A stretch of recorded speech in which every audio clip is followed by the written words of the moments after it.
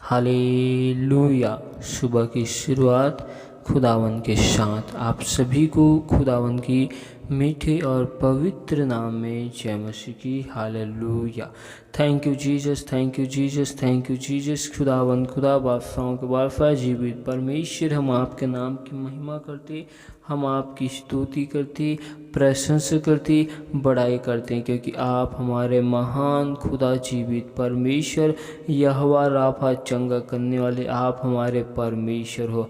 हम आपके नाम की महिमा करते, स्तुति करते, प्रशंसा करते, बड़ाई करते। तू हमारे महान खुदा जीवित परमेश्वर हो। आपने सुबह की भोर में अपने निकट अपने हजूरी में लेकर आया, इसके लिए धन्यवाद करते। हम अपने आप को आपके बलवंत पवित्र हाथों में सौंपते। खुदावन, हम अपने आप को तेरे हाथ में सौंपते हुए आपके लहू के बाढ़ हम कवर करते हैं।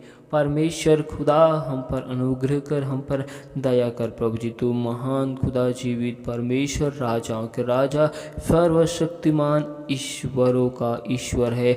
हम आपके नाम की महिमा करते, हम आपके नाम की स्तुति, प्रशंसा, बड़ाई करते। प्रभु जी, पिता परमेश्वर, आपने जीवितों के मध्य में जीवित रखा, भला चंगा हमको संभाल कर रखा, इसके लिए हम आपका धन्यवाद करते और आपके नाम की हम तारीफ करते। तू महान है, तू यहोवा राफा है, तू चंगा करने वाला परमेश्वर है। हम आपके नाम की तारीफ करते। पिता परमेश्वर, हम आपके नाम की महिमा करते। प्रभु जी, हालेलुया। पिता परमेश्वर, आगे की हर एक भागों को आपके हाथों में सौंपते, आपके जीवती वचन और कलाम के लिए जाते। प्रभु जी, पिता परमेश्वर, आप अपनी वचनों के द्वारा हमसे होकर बोल और बातचीत कर, अपने भेद भरी गुप्त बातों को परमेश्वर खुदावन हमें बता मेरे प्यार प्रभु जी, और हम पर दया कर, अनुग्रह कर। हम सारी महिमा आपको देते हुए इस दुआ को यीशु मसीह की नाम में मांगते, आमीन। हालेलुया। तो आइए हम परमेश्वर की जीवती वचन और कलाम की ओर जाते हैं। हालेलुया। तो आज हम परमेश्वर की जीवती वचन में देखते हैं कि जब राजा सुलेमान परमेश्वर की आज्ञाओं का उल्लंघन करके उनका मन संसार की ओर परिवर्तन हो जाता है और राजा सुलेमान संसार की मूर्तियों के लिए मंदिर और उसकी वेदी को बनाता है, तब परमेश्वर सुलेमान की विरुद्ध में खड़े होकर उनके राज्य को 10 टुकड़ों में बांट देता है। हम उसके विषय में देखते हैं, तो आप हमारे साथ निकाल सकते हैं। पहला राजा की किताब 11 अध्याय की 26 आयत में, जिसकी हेडिंग में लिखा है यारोबाम का विद्रोह। Hallelujah, hallelujah. फिर नबात और सरुआह नामक एक विधवा का पुत्र यारोबाम नामक एक अप्रेमी सरेदावासी, जो सुलेमान का कर्मचारी था, उसने भी राजा के विरुद्ध सिर उठाया। Hallelujah, hallelujah. जो राजा सुलेमान का एक कर्मचारी था, वह राजा के विरुद्ध अपने सिर को उठाया। और आगे 27 आयत में देखते हैं, उसका राजा की विरुद्ध सिर उठाने का कारण यह था कि सुलेमान मिल्लों को बना रहा था और अपने पिता दाऊद के नगर की दरार बंद कर रहा था। हालेलुया। जिसकी वजह से वह कर्मचारी राजा की विरुद्ध में खड़े हो जाता है। और हम आगे आयत में देखते हैं 28 आयत में, यारोबाम बड़ा शूरवीर था, और जब सुलेमान ने जवान को देखा कि यह परिश्रमी है, तो उसने उसको यूसुफ की घराने के सब काम का मुखिया ठहराया। हालेलुया।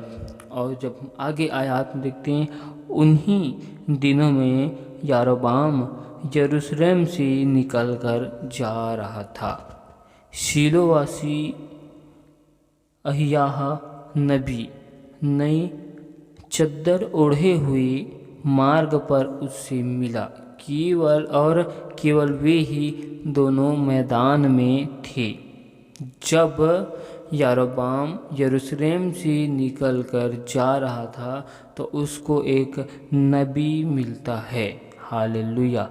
और वह नबी इसे कहता है, आगे देखते हैं, तब अहिय्याह ने अपनी उस नई चद्दर को ले लिया और उसे फाड़कर 12 टुकड़े कर दिए।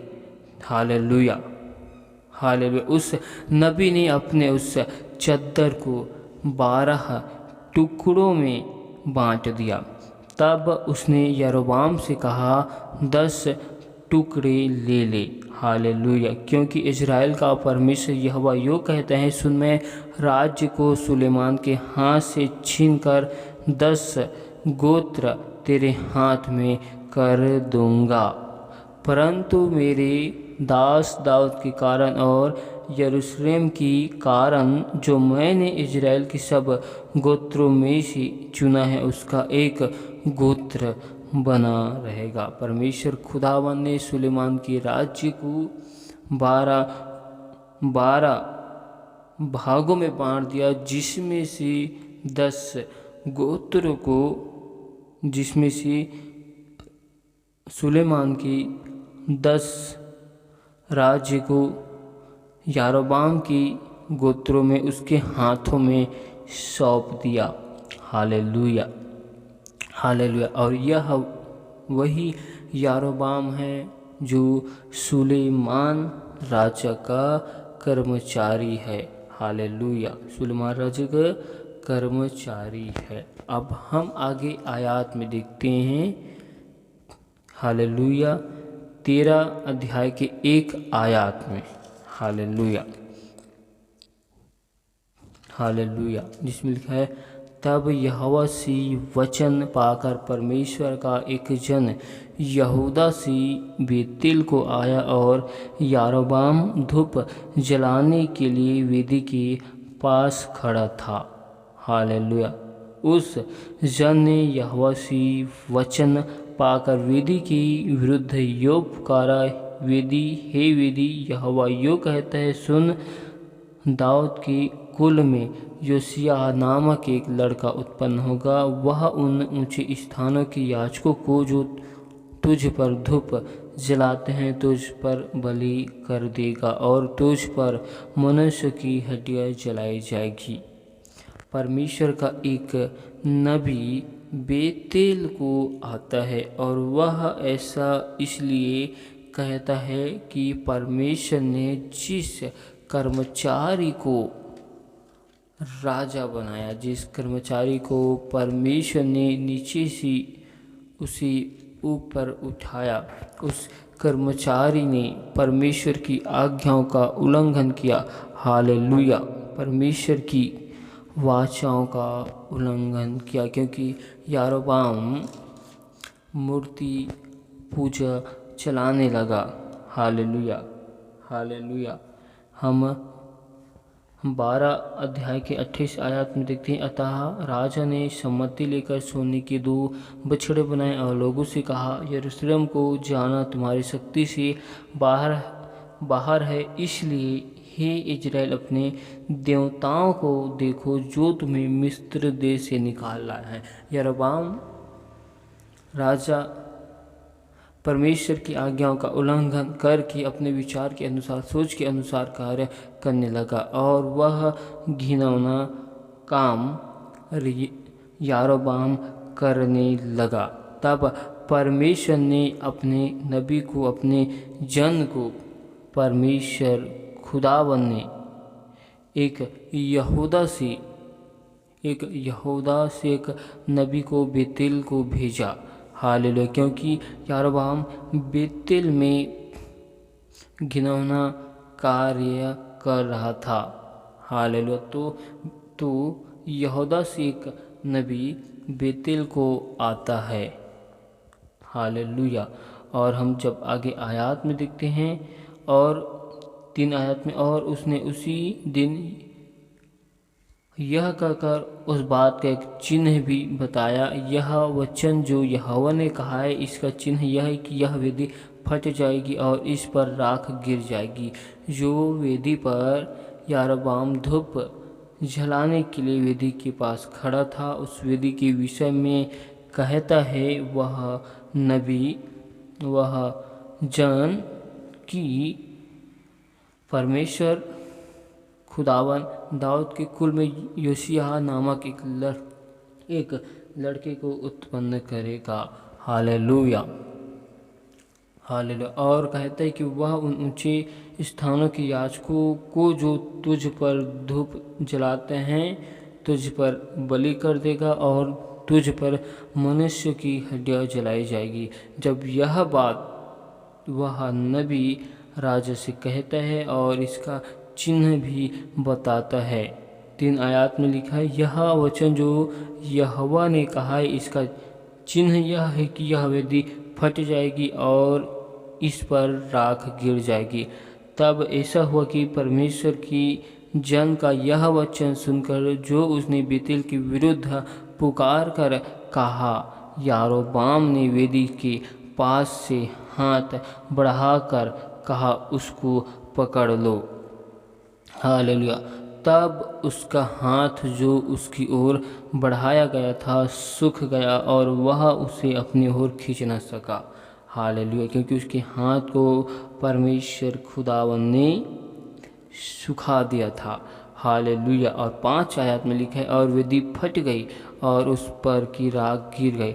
अतः वह चिन्ह पूरा हुआ जो परमेश्वर की जन ने यहोवा से वचन पाकर कहा था। Hallelujah, hallelujah. जब परमेश्वर की जन ने परमेश्वर की वचन को यारोबाम को दिया तो यारोबाम उस नबी को पकड़कर उसके साथ बुरा व्यवहार, उसके साथ कुछ भी कर सकता था। इसी वजह से राजा ने अपने हाथ को उसकी ओर बढ़ाया और कहा, इसको पकड़ लो। ज्यों ही अपने हाथ को बढ़ाया उसका हाथ सूख गया और वह अपने हाथ को खींच ना सका। हालेलुया। और जो नबी ने कहा था वह वचन परमेश्वर की ओर से था, जिसकी वजह से पूरा हुआ। हालेलुया। और वह वेदी फट गई और उस पर की राख गिर गई। अतः वह चिन्ह पूरा हुआ जो परमेश्वर की जन ने यहोवा से वचन पाकर कहा था। हम इस आयत में देखते हैं कि परमेश्वर खुदावन एक सुलेमान के कर्मचारी को उठाकर राजा नियुक्त करता है। हालेलुया। परमेश्वर उसी राजा की पद पर नियुक्त करता है। लेकिन जब हम आगे देखते हैं तो वह राजा परमेश्वर की विरुद्ध में ही खड़े होकर एक ऐसे कार्य को करता है जो कार्य परमेश्वर के विरुद्ध में नहीं करना चाहिए। हालेलुया। वह मूर्ति पूजा को चलाने लगता है। हालेलुया। जिसकी वजह से यह परमेश्वर का कोप भड़क जाता है और वह अपने नबी को उस राजा के पास में भेजता है। Hallelujah, hallelujah. और हम आगे और आयत में देखते हैं। हालेलुया। जब उस राजा का हाथ सूख गया तो वह राजा परमेश्वर के जन से कहा, अपने परमेश्वर यहोवा को मना और मेरे लिए विनती कर कि मेरा हाथ ज्यों का त्यों हो जाए। तब परमेश्वर के जन ने यहोवा को मनाया और राजा का हाथ फिर ज्यों का त्यों हो गया। तब राजा ने परमेश्वर के जन से कहा, मेरे संग घर चलकर अपना रान ठंडा कर और मैं तुझे दान भी दूंगा। हालेलुया। जब राजा का हाथ ठीक हो गया तब राजा उस जन को अपने घर जाने को कहता है और कहता है कि मैं तुझे दान भी दूंगा। लेकिन 8 आयत में लिखा है, परमेश्वर की जन ने राजा से कहा, चाहे तू मुझे अपना आधा घर भी दे तो भी तेरी घर ना चलूँगा, और इस स्थान में मैं ना तो रोटी खाऊंगा और ना पानी पीऊँगा, क्योंकि यहोवा के वचन की द्वारा मुझे यो आज्ञा मिली है कि ना तो रोटी खाना और ना पानी पीना और ना उस मार्ग से लौटना जिससे तू जाएगा। इसलिए वह नबी उस मार्ग से जिससे बेतेल को गया था लौटकर दूसरे मार्ग से चला गया। Hallelujah, hallelujah. हम उस राजा की विषय में परमेश्वर के जीवते वचनों के अनुसार हमने देखा और सीखा कि परमेश्वर खुदावन कैसे उस राजा को नियुक्त करते हैं और वह राजा कैसे कार्य को करता है और अपने जीवन को संकट में लाता है। अब हम इसी वचन में परमेश्वर के इस नबी के विषय में देखते हैं। परमेश्वर की आज्ञा के अनुसार वह नबी बेतेल को जाता है और परमेश्वर ने उस नबी को आज्ञा दी थी कि जहाँ तू जाए वहाँ ना तो रोटी खाना, ना ही वहाँ पर पानी को पीना, और ना ही जिस मार्ग से तू जाए तो उस मार्ग से वापस नहीं आना। लेकिन जब हम इस आयत में देखते हैं 13 के 11 में, तो बेतेल में एक बूढ़ा नबी रहता था और उसके एक बेटे ने आकर उससे उन सब कामों का वर्णन किया जो परमेश्वर की जन ने उस दिन बेतेल में किए थे, और जो बातें उसने राजा से कही थी उनको भी उसने अपने पिता से कहे सुनाया। हालेलुया। और 12 आयत में देखते हैं, उसकी बेटों ने तो यह देखा था कि परमेश्वर का वह जन भी यहूदा से आया था, किस मार्ग से चला गया। अतः उनकी पिता ने उससे पूछा वह किस मार्ग से चला गया। हालेलुया। और उसका पिता उस नबी को ढूंढने के लिए जाता है। हालेलुया। और जब हम आगे आयत में देखते हैं 16 आयत में, उसने उससे कहा, जब हम उसे 15 आयत में देखते हैं कि वह बेतेल का बूढ़ा नबी है, वह कहता है, उसने कहा हाँ वही हूँ। हालेलुया। जब बेतेल की नबी ने बेतेल की एक जो बूढ़ा नबी था वह यहूदा नबी से कहता है, परमेश्वर का जो जन यहूदा से आया है क्या वह तू है? तब वह नबी उससे कहता है हाँ वही हूँ। उसने उससे कहा मेरी घर चलकर भोजन कर। हालेलुया। वह बेतेल का बूढ़ा नबी यहूदा के नबी को कहता है कि मेरे साथ घर चल और भोजन कर। और 16 आयत में वह नबी जवाब देता है, उसने उससे कहा मैं ना तो तेरे संग लौट सकता हूँ और ना तेरे संग घर में जा सकता हूँ, और ना मैं इस स्थान में तेरे संग रोटी खाऊंगा ना पानी पीऊँगा, क्योंकि यहोवा के वचन की द्वारा मुझे यह आज्ञा मिली है कि वहाँ ना तो रोटी खाना और ना पानी पीना, और जिस मार्ग से तू जाएगा उसे ना लौटना। उसने कहा जैसा तू नबी है वैसा मैं भी हूँ। जब यहूदा की नबी ने उस बूढ़े नबी को कहा कि मैं तेरे साथ जा नहीं सकता, तेरे साथ खा नहीं सकता, तो उस वक्त वह बूढ़ा नबी उस यहूदा की नबी को कहता है जैसा तू नबी है वैसा मैं भी नबी हूँ। Hallelujah, hallelujah. और मुझसे एक दूत ने यहोवा से वचन पाकर कहा कि उस पुरुष को अपने संग अपने घर लौटा ले, कि वह रोटी खाए और पानी पिए। यह उसने उससे झूठ कहा। अतः वह उसके संग लौट गया और उसकी घर में रोटी खाई और पानी पिया। वह नबी जो यहूदा से आया था, परमेश्वर ने उसको आज्ञा दी थी कि मार्ग में कहीं नहीं मुड़ना और वहाँ रोटी पानी कुछ खाना पीना नहीं। लेकिन जब वह बूढ़ा नबी इसके पास में आता है और इसको कहता है तो यह नबी उनकी बात को इनकार करता है। तब वह कहता है कि परमेश्वर के एक दूत ने आया और मुझसे कहा कि उस पुरुष को अपने संग घर लौटा ले आ कि वह रोटी खाए और पानी पिए। हालेलुया। तब वह नबी उस बूढ़े नबी के साथ लौट गया, और जब वे मेज पर बैठे ही थे कि यहोवा का वचन उस नबी के पास पहुंचा जो दूसरे को लौटा ले आया था। उसने परमेश्वर के उस जन को जो यहूदा से आया था पुकार के कहा, यहोवा यूँ कहता है, इसलिए कि तू ने यहोवा का वचन न माना और जो आज्ञा तेरे परमेश्वर यहोवा ने तुझे दी थी उसे भी नहीं माना। हालेलुया। जब परमेश्वर ने देखा कि यहूदा के नबी परमेश्वर की आज्ञाओं का विधि का उल्लंघन किया है, जिसकी वजह से परमेश्वर उस नबी को ताड़ना देता है। और 22 आयत के हम लास्ट में देखते हैं कि इस कारण तुझे अपने पुरखाओं की कब्रिस्तान में मिट्टी नहीं दी जाएगी। Hallelujah, hallelujah. परमेश्वर का एक जन यहूदा से बेतेल को आया और परमेश्वर की वचन को कलाम को लेकर यरोबाम राजा की निकट आया। हालेलुया।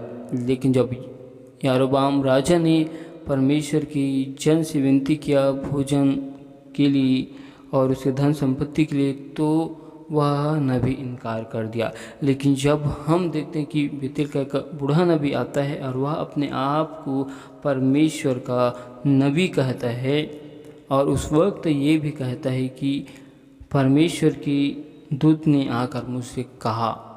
हालेलुया। यह बात वह झूठ कहता है और इसी बात को वह नबी उसके साथ में जाता है। हालेलुया। यह बात को वह नबी सच मानकर उसके साथ में चला जाता है। पहला यूहन्ना 4:1 में कहते हैं, हर एक आत्मा पर विश्वास ना करो और उन आत्माओं को परखो कि वे परमेश्वर की ओर से है कि नहीं, क्योंकि बहुत सी झूठे भविष्यद्वक्ता जगत में निकल पड़े हुए हैं। हालेलुया। तो हम इन 18 आयत में इसी बात को सीखते हैं कि वह जो बेतेल का नबी था, उन्होंने इस नबी से झूठ कहा कि परमेश्वर की दूत ने उनसे बातें की। हालेलुया। और जब यह नबी उनके घर को जाते तो परमेश्वर का वचन इनको मिलता है। हालेलुया। परमेश्वर का वचन आया, जो आज्ञा तेरी परमेश्वर यहोवा ने तुझे दी थी उसे भी नहीं माना। Hallelujah, hallelujah. तो परमेश्वर इसको ताड़ न देते।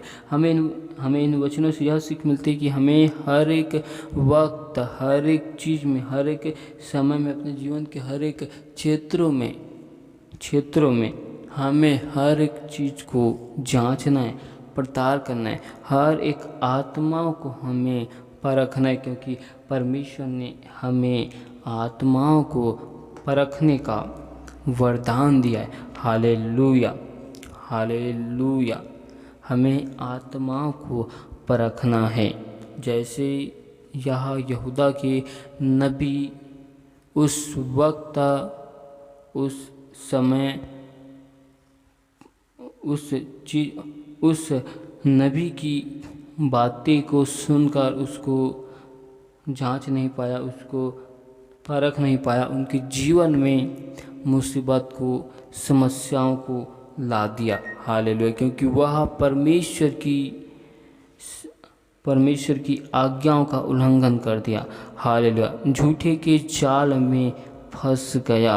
हालेलुया। जिसकी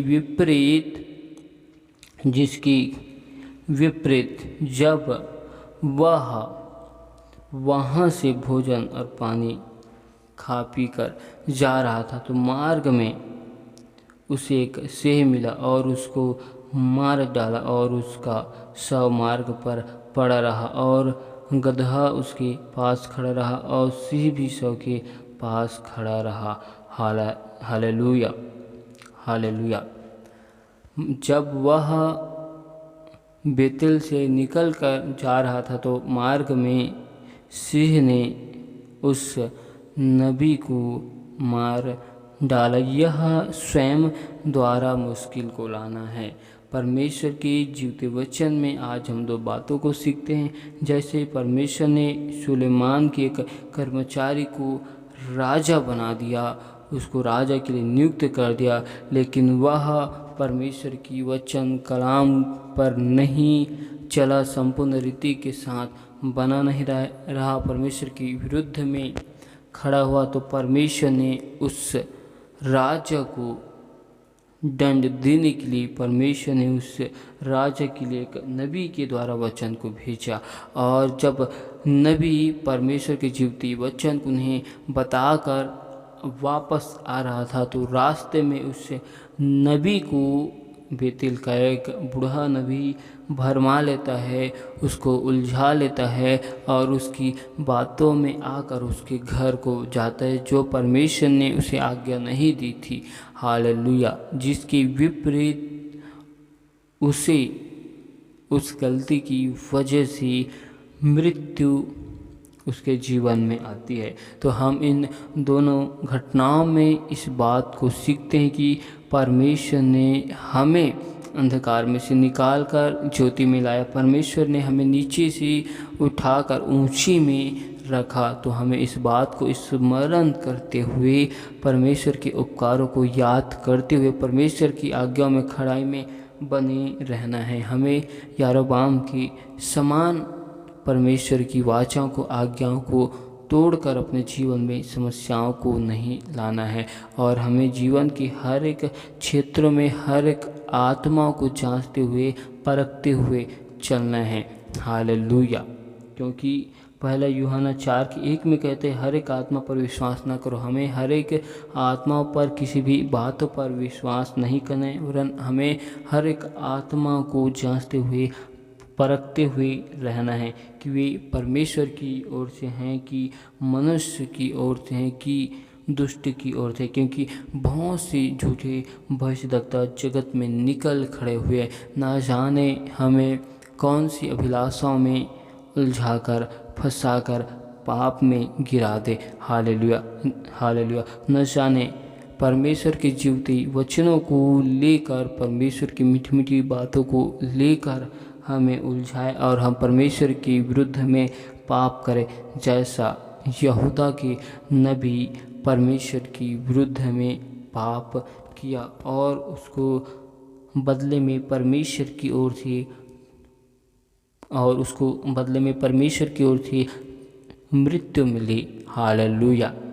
जब हम ऐसी संकटों में, समस्याओं में रहे, तो हमें परमेश्वर की जीवती वचन, जो हमें परमेश्वर स्वयं बातें करे, उन पर मनन करना है, ना कि उस वक्त जो बोला जा रहा है उस पर ध्यान दे। उस पर ध्यान देकर उन बातों पर विचार करना है, उनको हमें परखना है। Hallelujah, hallelujah. तो परमेश्वर आज हमें इन दोनों घटनाओं में, दोनों आयतों में हमें अच्छी बातों को सिखाता है कि परमेश्वर खुदावन एक नीचे जन को, एक आम व्यक्ति को परमेश्वर खास बना सकता है और एक खास मनुष्य को परमेश्वर उसके जीवन में स्वयं के द्वारा समस्या आ सकता है और उस समस्या में स्वयं अगर सावधानी से ना चले तो परमेश्वर उसको ताड़ना देता है। Hallelujah, hallelujah. परमेश्वर इन वचनों के द्वारा बहुतायत की आशीष दे। आमीन।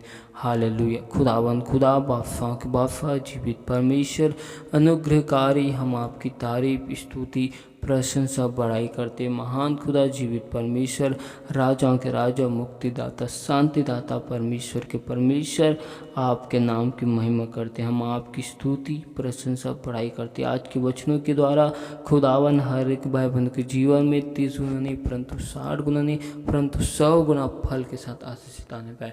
वचन को चुराने वाली सारी सामर्थ्य दूर किया जाए प्रभु जी। दुष्ट की सारी योजनाओं को, युक्तियों को विफल करते प्रभु जी। इन वचनों के द्वारा हर एक भाई बहन के जीवन में आपकी आशीष, बरकत यीशु मसीह के नाम में उतरे प्रभु जी। दया कर, अनुग्रह कर। तुम महान खुदा, जीवित परमेश्वर है। हम आपके नाम की तारीफ करते, आपकी स्तुति आपके नाम की महिमा करते, आपकी बड़ाई करते। प्रभु जी, आपने में सुंदर समय में अपनी हंसुरी अपने निकट में लेकर आया, इसके लिए धन्यवाद करते हैं। सारी आदर महिमा गौरव जलाल आपको देते हुए इस दुआ को यीशु मसीह की नाम से मांगते, आमीन।